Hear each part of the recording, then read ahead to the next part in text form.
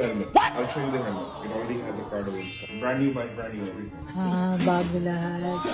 How will you take the bike? I have my pickup. I will. Thank you. Congratulations.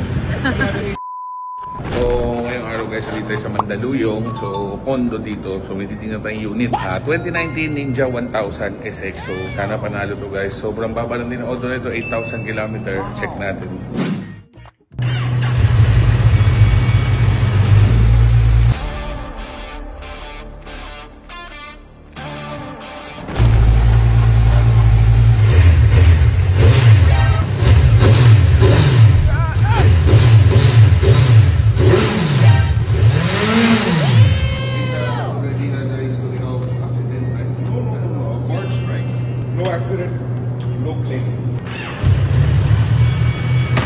The last PMS.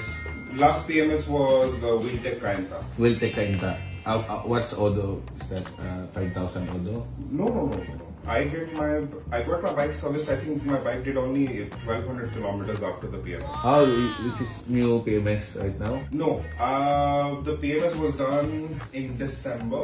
December 2024. I have to get a PMS done. I have to replace the battery. So I will take the bike for a PMS next week on Saturday. I just came back from India on Monday. What's your best price, sir? I think he already told you the best price. That's my top there. So this bike, I don't know if you noticed, but it has a wireless charger installed. Yes, quad lock. Yes. It also has the wire installed, so you just have to put the wire and everything. The tires, when were you replaced this? May 2024. What will you give me? That one. Also the helmet? If you want, you can take the helmet. I'll show you the helmet. It already has a card installed. Why would you? What? Brand new bike, brand new everything. Bago lahat. So this is a helmet I bought in 2020. Can I see, sir? Sure. It's nice also when you use your Hayabusa. It's also Shoei. Sure. And alright.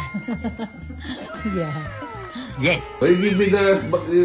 I ordered the base plate and they said, sir, we have the base plate. So I went and they were PMSing the bike and they gave me the slider. I said, where is the plate? Where will I fix this? So they were like, sir, Just give me the parts. I'm the one to install it.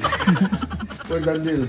Please update. You will pay the PMS, you will pay the registration. That's the same. I'm the one to do it. There's no hassle with you. 360, that deal. Okay. Yeah. But I will need to check the bike once again. Oh, it's okay. I'll check already. No, you take a ride. I'll take a ride. Okay, no problem. My problem is you need to ride the bike down because we cannot put on my pickup inside because there's a low headroom. Vertical clearance. How will you take the bike? I have my pickup. I will haul it.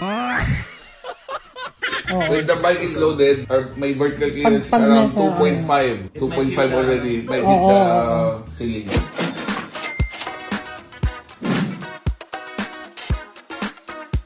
Taas Mataas. Kaya mo?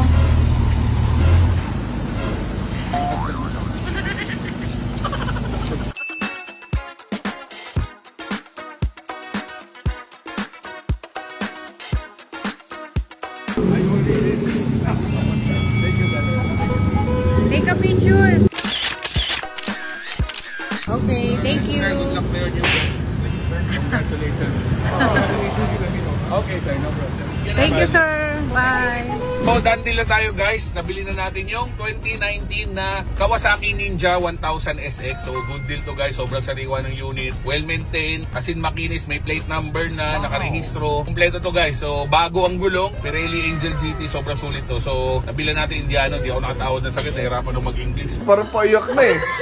Pero okay na yun. All goods. So, pag may binibenta po yung second na big bike, second na kotse, message nyo ako, send nyo sa picture, appraise natin pagpasok sa budget. Puntahan ko, bayaran natin. So, Jetlaw Rider po ito. Ride safe and God bless. Let's go.